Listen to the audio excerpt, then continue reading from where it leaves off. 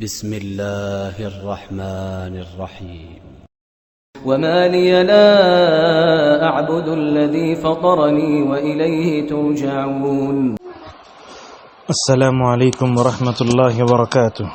الحمد لله رب العالمين والعاقبة للمتقين والصلاة والسلام على أشرف الأنبياء وإمام المرسلين نبينا محمد وعلى آله وأصحابه أجمعين. أما بعد. 22ویں پارے کے دوسری قسط میں اہم مضامین کی جو تشریح سورہ یاسین میں آئی ہے، ہم انشاءاللہ اس کو مکمل کرتے ہوئے 23ویں پارے میں بھی داخل ہوں گے. سمجھیے یہ 23واں پارے ہی کا خلاصہ ہے. اس میں تقریباً جو ہے 3 صورتیں ہیں، 4 ہیں: یاسین، صافات، صاد اور زمر. کوشش کریں گے ایک 20 منٹ میں انشاءاللہ سورہ صاد تک پہنچیں، اور انشاءاللہ 24ویں پارے کے اندر جو ہے جو اہم مضامین ہیں زمر میں، اس کو جو ہے 24ویں پارے سے ملا کر بیان کریں گے. سب سے پہلے ہمارے پیش نظر ہے سورہ یاسین. سورہ یاسین وہ صورت ہے جو عوام میں بہت مقبول ہے، بڑی پسندیدہ صورت ہے. لوگ پورا قرآن پڑھنا جانتے نہیں جانتے، یاد ہے نہیں ہے وہ نہیں ہے، لیکن سورہ یاسین کو بڑی عظمت کی نگاہوں سے دیکھتے ہیں.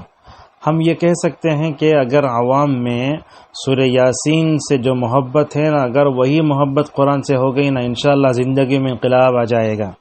یہ کیا ہے سورہ یاسین کو لوگوں نے اتنی زیادہ کیوں اس پر جو ہے توجہ دی ہے؟ سب سے پہلے معلوم ہوتا ہے کہ یہ مکی صورت ہے. اس کے اندر جو ہے تقریباً 80 پر 3 آیتیں ہیں اور چھوٹی چھوٹی آیتیں ہیں.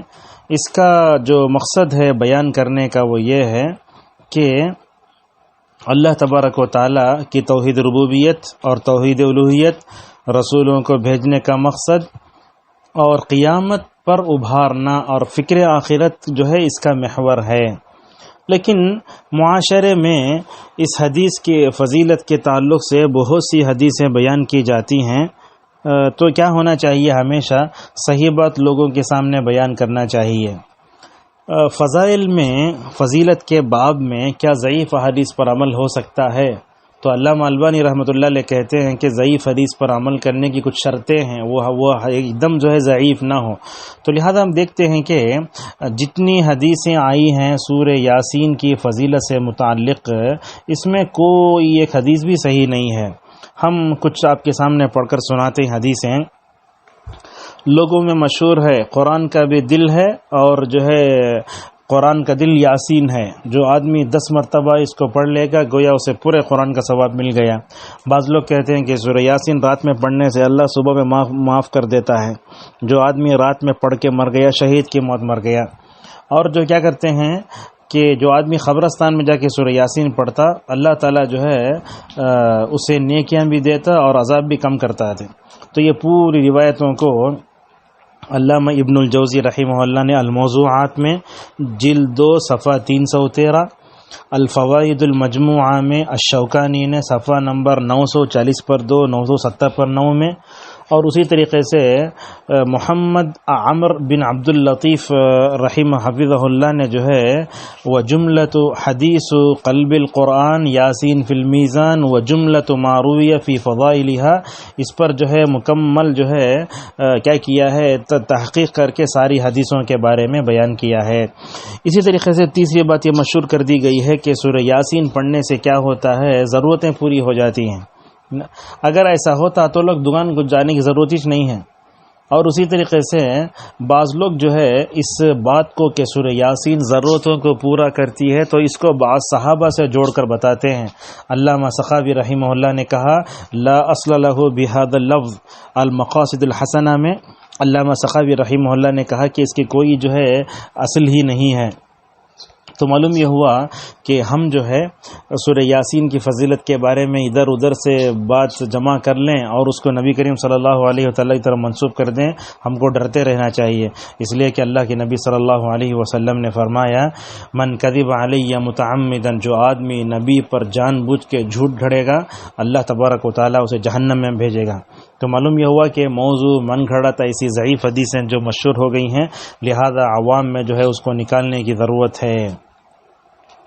علامہ ابن کثیر رحمہ اللہ نے بعض اہل علم سے یہ بھی ذکر کیا ہے کہ اس سورت کو پڑھنے سے کیا ہوتا ہے، مشکل آسان ہوتی ہے، لیکن علامہ ابن کثیر کی یہ بات صحیح نہیں ہے۔ کیوں؟ اس لیے کہ اس پر انہوں نے نہ قرآن سے دلیل دی، نہ حدیث سے دلیل دی، اور نہ عمل صحابہ اور جو ہے تابعین سے اقوال سے ہے۔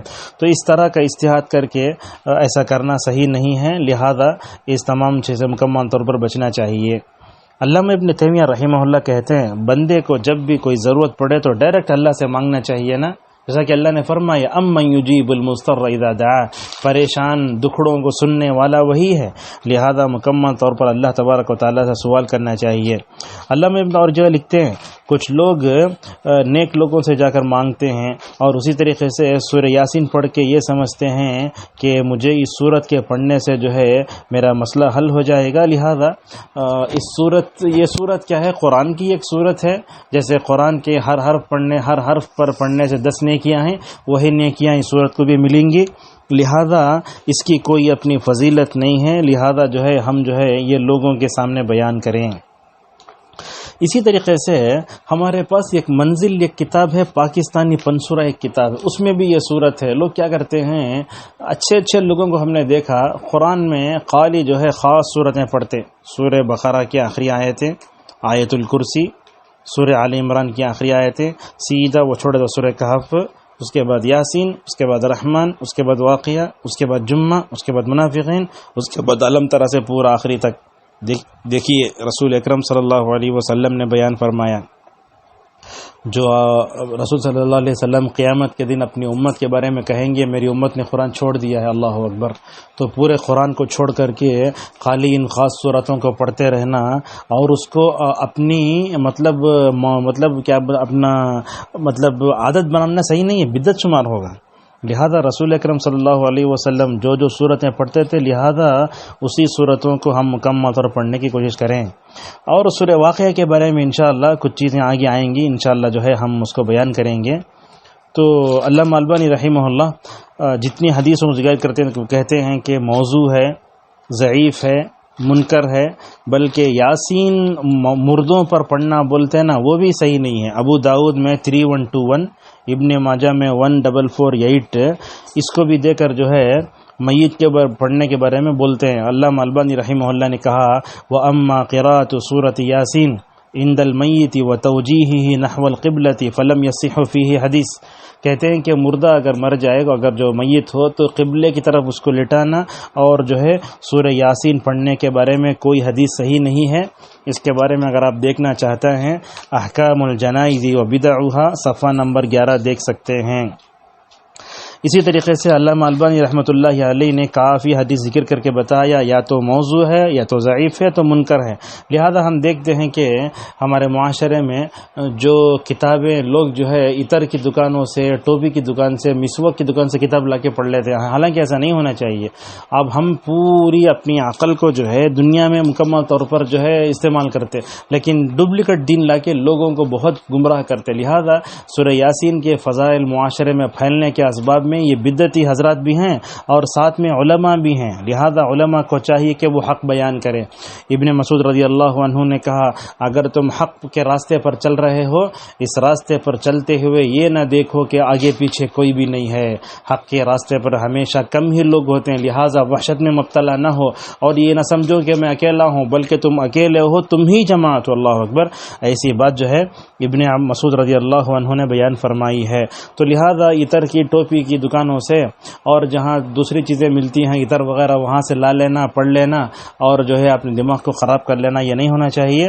لہذا رسول اکرم صلی اللہ علیہ وسلم نے جو چیزیں بیان کی ہیں، علماء کو چاہیے کہ وہ صحیح چیزیں لوگوں کے سامنے بیان کریں اور اس کو مذہبی رنگ ہرگز نہ دیں۔ لوگ کیا کرتے ہیں، فضائل کی بات آتی ہے تو اسے مذہبی رنگ دے کر جو ہے بہت زیادہ پھیلانے کی کوشش کرتے ہیں، ایسا نہیں ہونا چاہیے۔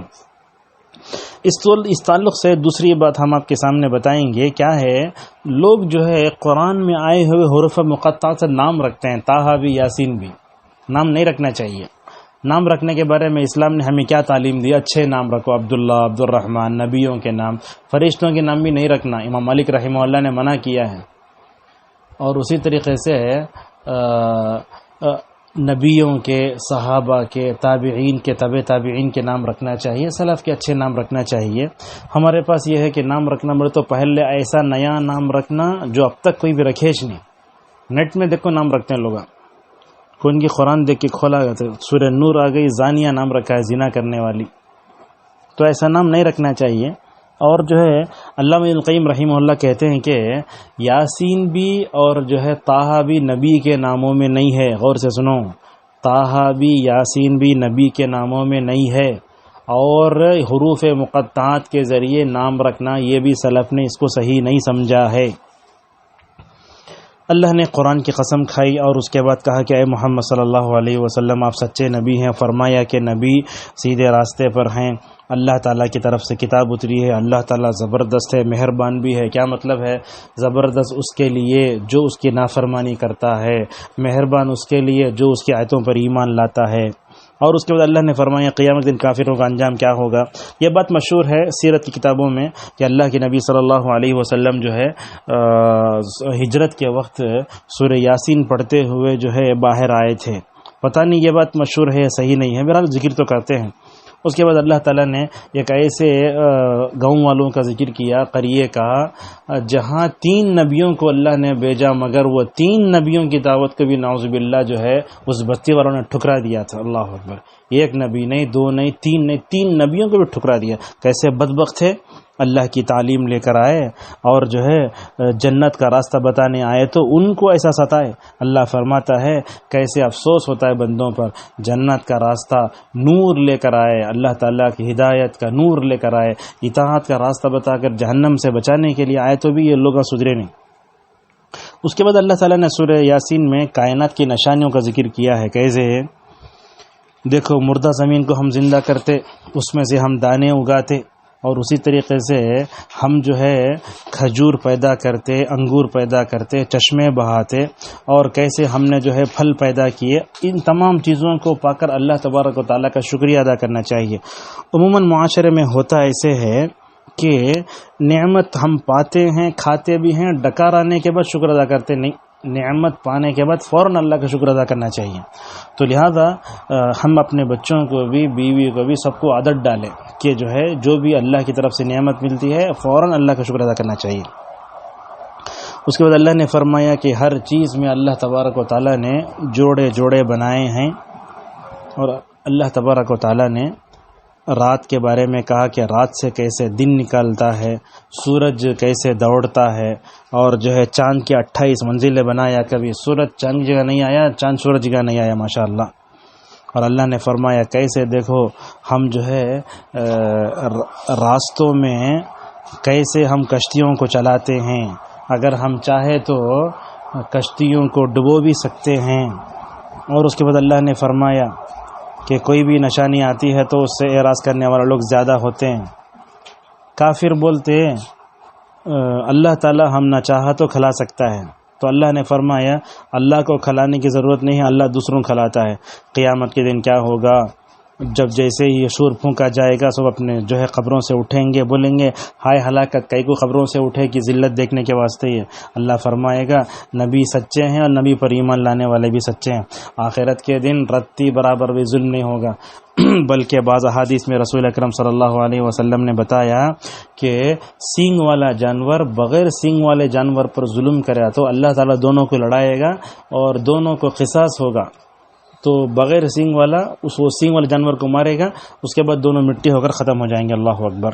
اور جنت میں کیا کیا ہوگا بتایا گیا، سائے ہوں گے، آرام سے ٹیک لگائے بیٹھے ہوں گے۔ عموماً لگژری بس میں بیٹھے کیا ہوتا ہے، انسان جو ہے کالا چشمہ لگایا لیسا اور پیر پر ڈال کے انجوائے کرتا ہے اے سی بس میں، لیکن قیامت میں جنت میں ماشاءاللہ کیا کیا نعمتیں ملیں گی، اور سلام کریں گے فرشتے۔ اللہ اکبر۔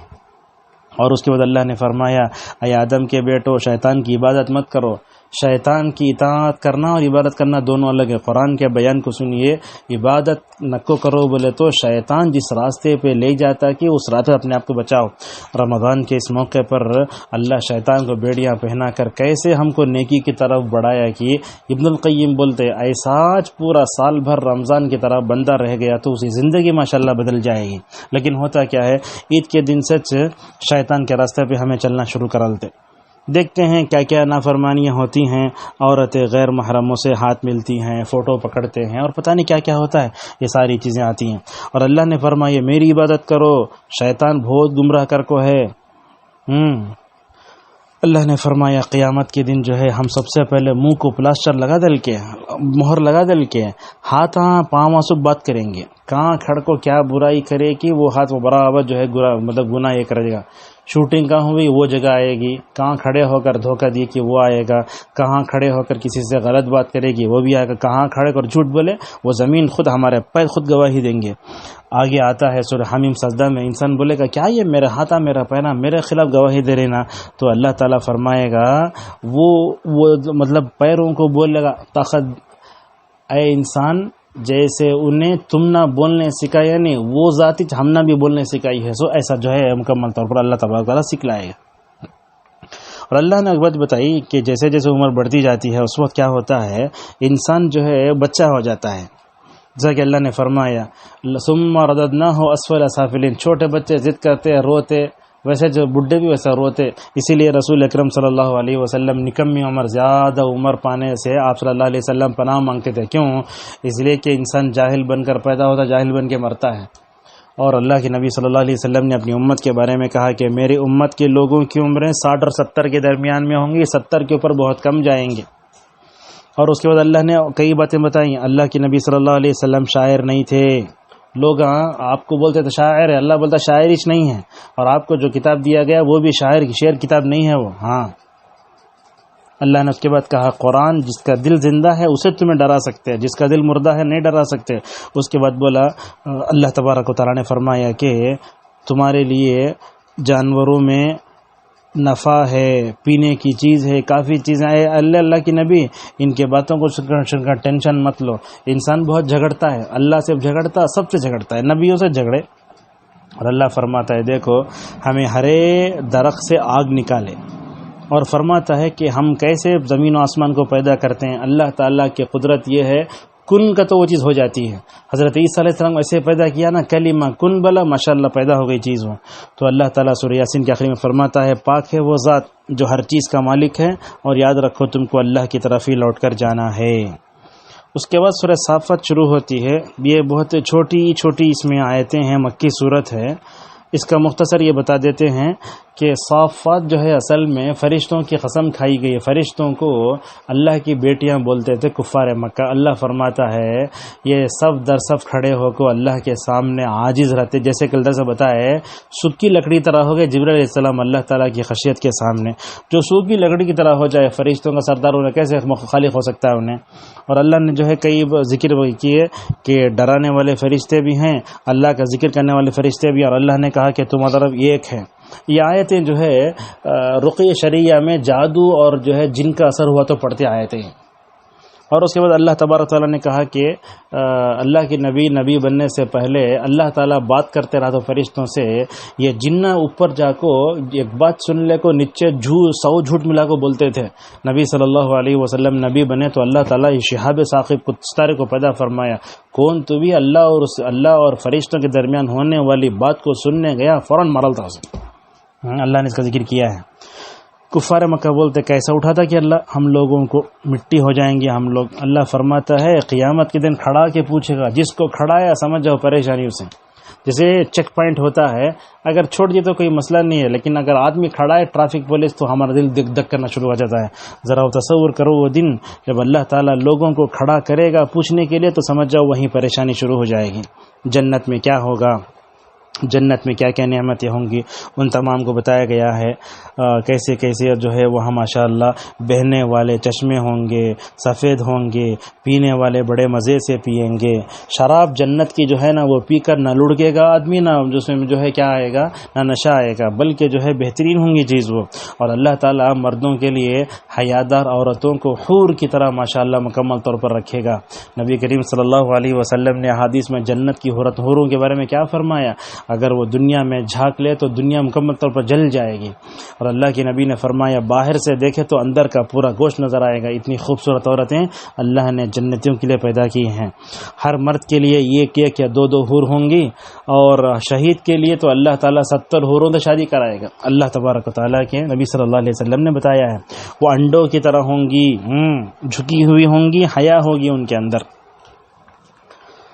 اور اللہ تبارک و تعالیٰ نے بتایا کہ جنت میں ایک دوست چلا گیا، اور جو برا دوست تھا وہ جہنم میں چلا گیا. دونوں کیسے بات کریں گے آپس میں، اس کا ذکر ہے. اس کے بعد اللہ تعالیٰ نے نوح علیہ السلام کا ذکر فرمایا، ابراہیم علیہ السلام کا ذکر فرمایا، ابراہیم کیسے جا کے بتوں کو توڑے.